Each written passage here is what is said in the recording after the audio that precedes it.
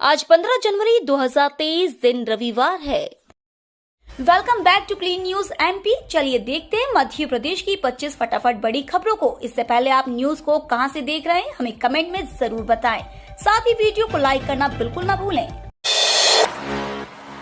केन बेतवा और जल जीवन मिशन के लिए मिलेगी राशि। वित्तीय वर्ष 2023-24 के लिए केंद्र सरकार का बजट 1 फरवरी को आने वाला है। इस बजट से राज्य सरकार के अलावा मध्य प्रदेश की जनता को कई आशाएं हैं। प्रदेश में इसी साल विधानसभा चुनाव होने हैं। सरकार का ध्यान जनता की मूलभूत सुविधाओं पर है। उत्तर प्रदेश और मध्य प्रदेश के बुंदेलखंड क्षेत्र की जनता को केन बेतवा परियोजना से उम्मीद लगी है तो 63,33,000 परिवारों को अपने मकानों में नल से पानी पहुंचने का इंतजार है। इस परियोजनाओं के लिए केंद्रीय बजट से राशि मिलने की उम्मीद है। वहीं महाराष्ट्र के गोंदिया को जबलपुर से जोड़ने वाली रेलवे लाइन पर ट्रेन संचालन शुरू होने की भी उम्मीद की जा रही है। इसी ब्रॉडगेज किया जा चुका है। इसके अलावा मध्य प्रदेश की बड़ी सड़क परियोजनाओं के लिए पैकेज मिल सकता है।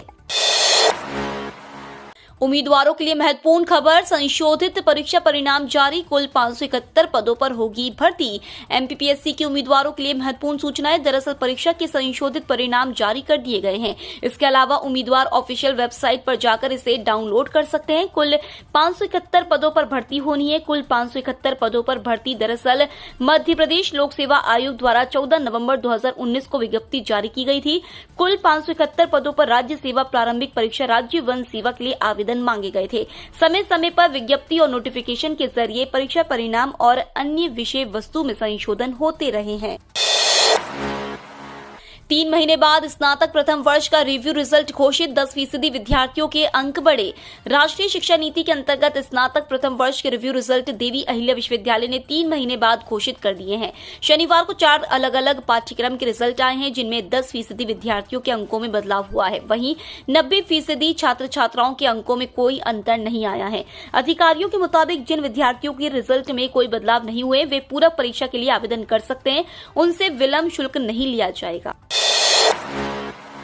एमपी में बेरोजगारों को बम्पर नौकरी का ऑफर। 35,000 पदों पर होगी सीधी भर्तियां। सरकारी नौकरी की तलाश में भटक रहे युवाओं के लिए मध्य प्रदेश से बड़ी खबर आ रही है। मध्य प्रदेश में साल 2024 के मई जून तक सरकारी विभागों में खाली सभी पद भर दिए जाएंगे। इस साल के विधानसभा चुनाव के बाद 6 माह के भीतर यह भर्ती शुरू हो जाएगी। मध्य प्रदेश के सभी सरकारी दफ्तरों में करीब 1 लाख पद खाली हैं। अब कमलनाथ ने विवेकानंद जयंती पर इससे जुड़ा बड़ा ऐलान किया है। पूर्व मुख्यमंत्री कमलनाथ ने सोशल मीडिया प्लेटफॉर्म ट्विटर पर लिखा कि राष्ट्रीय युवा दिवस के अवसर पर मध्य प्रदेश के नौजवान साथियों को आश्वस्त करना चाहता हूं कि कांग्रेस की सरकार बनने पर सरकारी रिक्त पदों पर युवाओं की सीधी भर्ती प्रारंभ कर 6 माह में पद भरेंगे। भर्ती परीक्षाओं के घोटाले पर अंकुश लगाएंगे और युवाओं की भर्ती की नई व्यवस्था बनाएंगे। आज 3 ईएमई सेंटर बैरागढ़ में होगी अग्निवीरों की लिखित परीक्षा। 9 जिलों के अभ्यर्थी होंगे शामिल। पिछले साल हुई अग्निवीर सेना भर्ती परीक्षा के पहले चरण में शारीरिक दक्षता में सफल हुए लगभग 2000 अभ्यर्थियों की लिखित परीक्षा आज 15 जनवरी को आयोजित की जा रही है। यह परीक्षा दोपहर 1 बजे से बैरागढ़ स्थित 3 ईएमई सेंटर में होगी जिसमें 9 जिलों के अभ्यर्थी शामिल होंगे। इस दौरान सभी अभ्यर्थियों का बायोमेट्रिक सत्यापन किया जाएगा। इसके बिना परीक्षा केंद्र में प्रवेश किया तो अभ्यर्थियों की उम्मीदवारी रद्द कर दी जाएगी। सेना और पैरामिलिट्री की कैंटीनों को शराब सप्लाई की अब ऑनलाइन होगी निगरानी। मध्य प्रदेश में सेना एवं पैरामिलिट्री की कैंटीनों को शराब सप्लाई की अब आबकारी विभाग ऑनलाइन निगरानी करेगा। इसके लिए विभाग ने अपने ई आबकारी पोर्टल पर सीएसजी पैरामिलिट्री मॉड्यूल लाइव कर दिया है। उल्लेखनीय है कि आबकारी विभाग सेना एवं पैरामिलिट्री की कैंटीनों को 3 प्रकार के लाइसेंस निःशुल्क जारी करता है। इसमें FL6 यानी military canteen wholesale licence, FL7 यानी मिलिट्री कैंटीन रिटेल लाइसेंस और FL8 यानी मिलिट्री क्लब लाइसेंस शामिल है। यह पोर्टल पर लाइव किए गए हैं। ग्वालियर में डीएनए लैब का शुभारंभ। रीवा व जबलपुर में भी होगी शुरुआत। ग्वालियर में लंबे इंतजार के बाद आखिर कल शनिवार को डीएनए लैब का शुभारंभ हुआ। लैब का शुभारंभ प्रदेश के गृह मंत्री डॉक्टर नरोत्तम मिश्रा व सांसद विवेक शेजवलकर ने फीता काटकर किया। अब इस डीएनए लैब से ग्वालियर सहित अंचल के जिलों के आपराधिक प्रकरणों के डीएनए जांच की जाएगी। अब डीएनए जांच में देरी नहीं होगी। लैब का शुभारंभ करते हुए प्रदेश के गृह मंत्री नरोत्तम मिश्रा ने कहा कि ग्वालियर में डीएनए लैब में अब हर महीने 100 यानी प्रतिवर्ष करीब 1200 सैंपलों की जांच हो सकेगी और प्रकरणों की जांच हो सकेगी। गृह मंत्री के मुताबिक अब रीवा जबलपुर में भी डीएनए लैब खोली जाएगी। गृह ज्योति योजना में 1 माह के दौरान 35 लाख उपभोक्ता लाभान्वित। मध्य प्रदेश पश्चिम क्षेत्र विद्युत वितरण कंपनी मध्य प्रदेश शासन की सर्वोच्च प्राथमिकता वाली गृह ज्योति योजना का प्रभावी ढंग से क्रियान्वयन कर रही है। 1 माह के दौरान मालवा निर्माण में करीब 35 लाख उपभोक्ता लाभान्वित हुए हैं। इन 35 लाख उपभोक्ताओं प्रथम 100 यूनिट तक बिजली 1 रुपए यूनिट की दर से प्रदान की गई है। इन उपभोक्ताओं को मध्य प्रदेश शासन की ओर से 1 माह के दौरान कुल 147 करोड़ 43 लाख रुपए की सब्सिडी प्रदान की गई है। आदमपुर छावनी में फरवरी से शुरू हो जाएगा जानवरों का शवदाह गृह। आदमपुर छावनी में फरवरी से माह से प्रदेश के पहले आधुनिक शवदाह गृह की शुरुआत हो जाएगी। इससे मृत जानवरों का अंतिम संस्कार सुविधाजनक और कम समय में होगा। साथ ही पर्यावरण प्रदूषण पर भी रोक लगेगी। इस मॉडर्न एनिमल इंसिनेटर को बनाने में 5 करोड़ रुपए खर्च होने का अनुमान है। इसके बनने से मृत जानवरों को मिट्टी में दफन करने की परंपरा पर रोक लग जाएगी। एमपीपीबी इस दिन से पीएनएसटी 2022 के लिए शुरू करेगा आवेदन। मध्य प्रदेश व्यावसायिक परीक्षा बोर्ड ने सरकारी नर्सिंग संस्थानों में बीएससी नर्सिंग में एडमिशन के लिए महिला उम्मीदवारों के लिए राज्य प्री नर्सिंग चयन परीक्षा 2022 के लिए आधिकारिक नोटिफिकेशन जारी कर दी है। उम्मीदवार जो इस परीक्षा के लिए आवेदन करना चाहते हैं वे एमपीपीबी की आधिकारिक वेबसाइट पर जाकर अप्लाई कर सकते हैं। इस परीक्षा के लिए आवेदन प्रक्रिया 15 फरवरी से शुरू होगी। 11,000 पदों पर निकली है भर्ती। 3 फरवरी से पहले करें अप्लाई।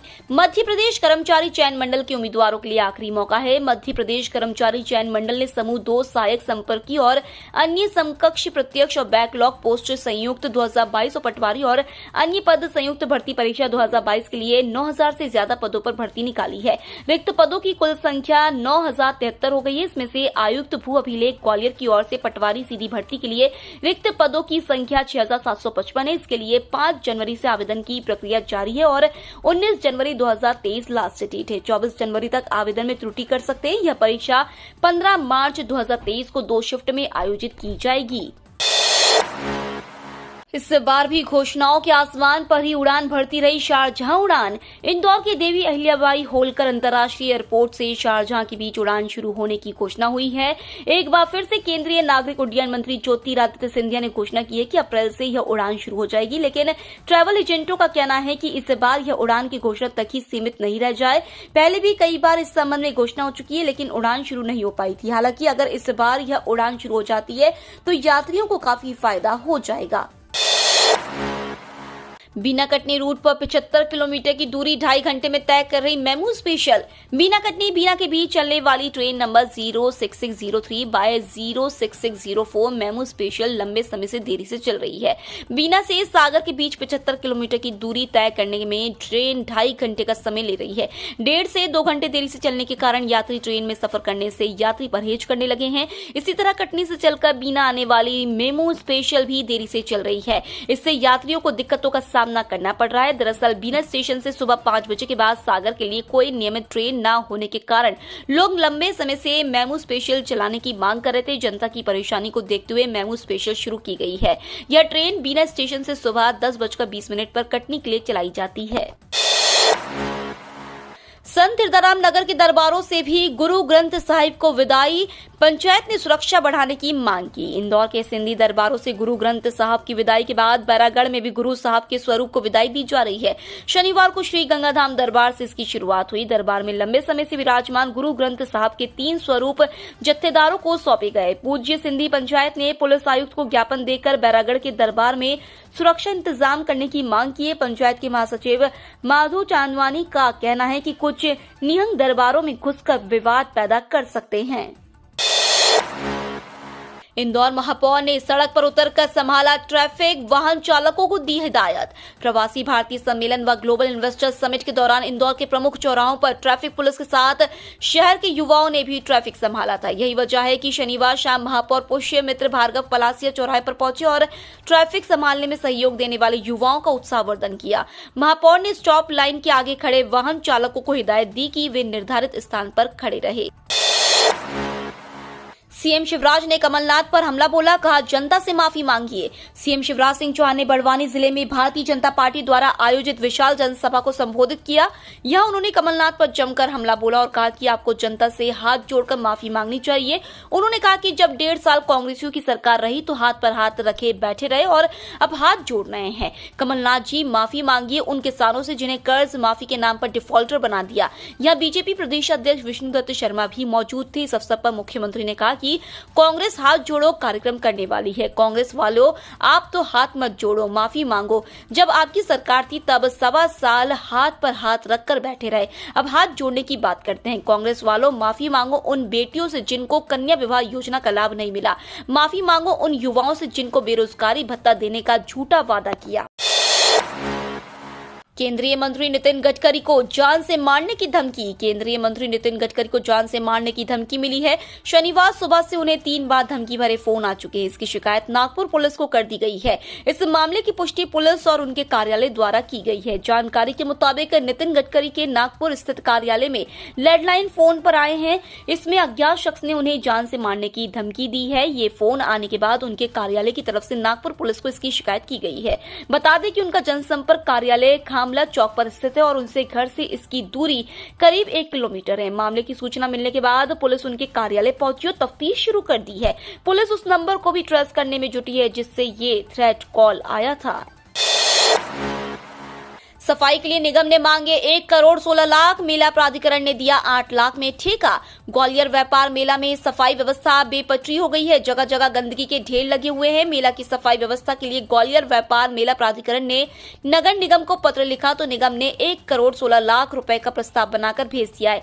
इतनी अधिक राशि को देख प्राधिकरण ने निजी कंपनी को 8 लाख रुपए में ठेका दे दिया।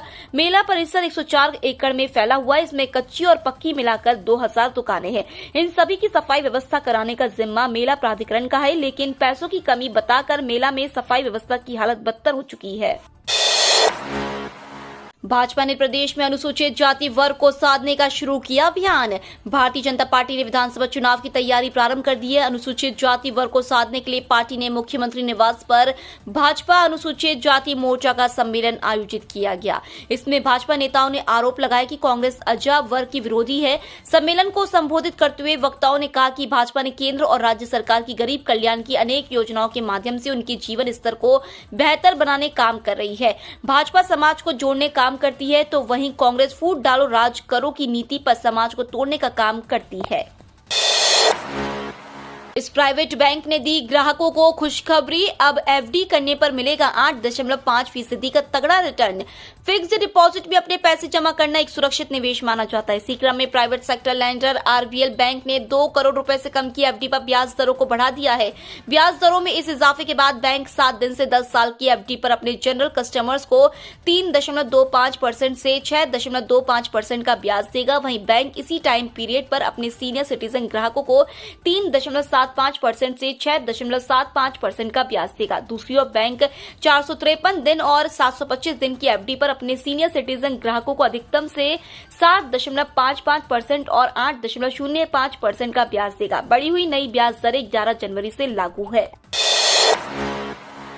तीसरे वनडे में आज तिरुवनंतपुरम में भिड़ेगी भारत और श्रीलंका। भारतीय टीम श्रीलंका के खिलाफ 3 मैचों की वनडे सीरीज में 2 मुकाबले जीतकर अजय बढ़त बना चुकी है। अब भारत और श्रीलंका के बीच श्रृंखला का आखिरी मुकाबला आज तिरुवनंतपुरम में खेला जाएगा। एक और टीम इंडिया इस मुकाबले को जीतकर सीरीज में क्लीन स्वीप करना चाहेगी, वहीं श्रीलंका की टीम इस मुकाबले को जीतकर सीरीज में जीत का खाता खोलना चाहेगी। कॉलेज की गर्ल्स को मिलेंगे 500 रुपए महीने। पढ़ाई के खर्च में आपकी मदद करने के लिए सरकार कई तरह की छात्रवृत्ति योजनाएं चलाती है। सरकारी आंकड़े भी बताते हैं कि 12वीं पास करने के बाद कई गर्ल्स पढ़ाई ही छोड़ देती है। कई लोगों के द्वारा बताया जाता है कि पैसों के अभाव में लड़कियों की पढ़ाई जारी नहीं रख पाते हैं। ऐसे में सरकार उनकी आर्थिक मदद के लिए कई तरह की योजनाएं चलाती है। इसी तरह एक योजना का नाम है गांव की बेटी योजना। इस स्कीम के तहत सरकार गांव की बेटियों को महीने के 500 रुपए देती है। इस तरह सालाना 5000 रुपए दिए जाते हैं। इसके लिए आवेदन कर सकते हैं। भिंड के शिविर में सहायक उपकरण पाकर खिल उठे दिव्यांग लोगों के चेहरे। आजादी के अमृत महोत्सव के अवसर पर भारत सरकार की ओर से एक साथ देश भर के 67 स्थानों पर शनिवार को सामाजिक अधिकारिता शिविर लगाकर दिव्यांग जनों को सहायक उपकरण दिए गए। ऐसा उनके जीवन को सरल बनाने के उद्देश्य से एपिड योजना के माध्यम से किया गया। इसके तहत प्रदेश का मुख्य कार्यक्रम झाबुआ में आयोजित किया गया। वहां से केंद्रीय सामाजिक न्याय और अधिकारिता मंत्री वीरेंद्र कुमार ने संबोधित किया। भोपाल में होगा G20 सम्मेलन। 170 मंत्री सहित 100 से ज्यादा प्रतिनिधि रहेंगे उपस्थित। Think 20 global governance with life value and well being यानी G20 का आयोजन इसी महीने भोपाल में होने जा रहा है। ये आयोजन भोपाल के कुशाभाऊ ठाकरे कन्वेंशन सेंटर में 16 और 17 को विदेश मंत्रालय भारत सरकार की संस्था RIS द्वारा आयोजित किया जा रहा है, जिसमें देश ही नहीं विदेश के प्रतिनिधि और कई मंत्री भी शामिल होंगे। खास बात यह है कि सम्मेलन में शामिल होने वाले सभी प्रतिनिधियों को भोपाल के ट्राइबल म्यूजियम और यूनेस्को वर्ल्ड हेरिटेज सांची की सैर करवाई जाएगी। सर्दी से मिली राहत, बढ़ा भोपाल रायपुर का तापमान। मध्य प्रदेश में 2 दिन से ठंड से कुछ राहत मिली है, वहीं छत्तीसगढ़ में भी तापमान में बढ़ोतरी हुई है। एमपी में न्यूनतम तापमान 5-7 डिग्री से ऊपर उठकर 12 डिग्री पर आ गया है। वहीं सीजी में भी पारा में बढ़ोतरी हुई है। हालांकि ये राहत ज्यादा दिनों तक नहीं रहने वाली है। मौसम विभाग की माने तो संक्रांति के जाते एक बार फिर मौसम का मिजाज बदलेगा और ठंड अपना कहर बरपाएगी। मध्य प्रदेश में कड़ाके की ठंड से फिलहाल राहत मिल रही है। न्यूनतम बढ़ोतरी का दौर जारी है। प्रदेश के अधिकतर जिलों में 12 डिग्री तक न्यूनतम तापमान पहुंच गया है। कुछ दिनों पहले तक ये 5 से 10 डिग्री के आसपास था। बीते 24 घंटे में बालाघाट के मलाजखंड में सबसे कम न्यूनतम तापमान 8.2 डिग्री सेल्सियस दर्ज किया गया। ये तो थी आज की 25 फटाफट बड़ी खबरें। अगर आपको न्यूज पसंद आई हो तो चैनल को सब्सक्राइब करना ना भूले। धन्यवाद।